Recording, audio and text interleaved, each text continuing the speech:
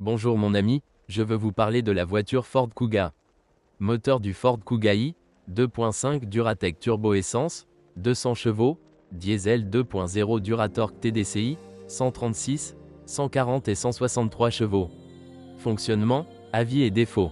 En général, la voiture est louée, généralement bien entretenue, la carrosserie ne se corrode pas. Ces dernières années, le Kuga a été la Ford la moins fiable du classement.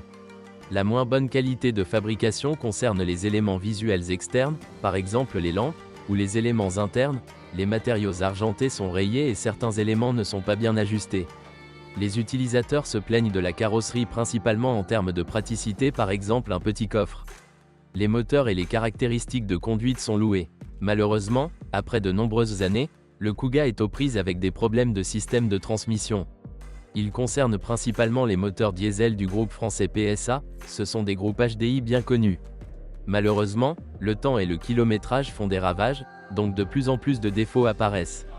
Les utilisateurs se plaignent généralement du système d'injection, des pannes de capteurs et du filtre DPF.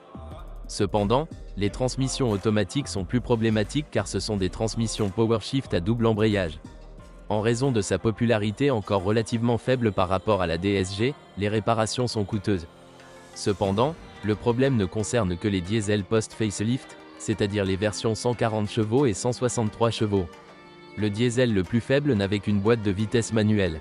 La gamme comprend également un moteur essence 2,5 T, de Volvo, associé à une transmission automatique Durashift, c'est-à-dire à un convertisseur classique. Vous serez peut-être surpris de la vitesse à laquelle cette voiture accélère, elle atteint 100 km/h en moins de 9 secondes. Il s'agit d'une transmission plus durable et moins gênante, même si elle est souvent compromise par une bonne dynamique du moteur. Le moteur lui-même est une structure très durable et tombe rarement en panne, bien qu'il nécessite un entretien minutieux. Surtout quand on décide de rouler au GPL, même si le moteur le tolère très bien.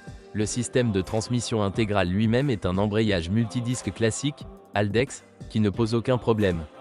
Il est rapide et fonctionne presque sans entretien, même s'il vaut la peine de changer l'huile une fois tous les plusieurs dizaines de milliers de kilomètres. Il en va de même pour les boîtes de vitesse. Il convient de rappeler que toutes les versions de moteurs à boîte de vitesse manuelle utilisent des roues bimasse.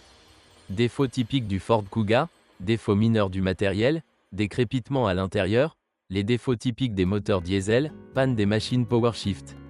Ce qu'il faut rechercher, la version 2,5 T avec boîte de vitesse manuelle, ce sont certaines choses. Ce qu'il faut éviter, les diesels à kilométrage élevé avec boîte de vitesse PowerShift. Merci de m'avoir écouté, n'oubliez pas de vous abonner à la chaîne et de noter ma vidéo. Si vous connaissez des problèmes avec cette voiture que je n'ai pas mentionné, assurez-vous de les écrire dans les commentaires.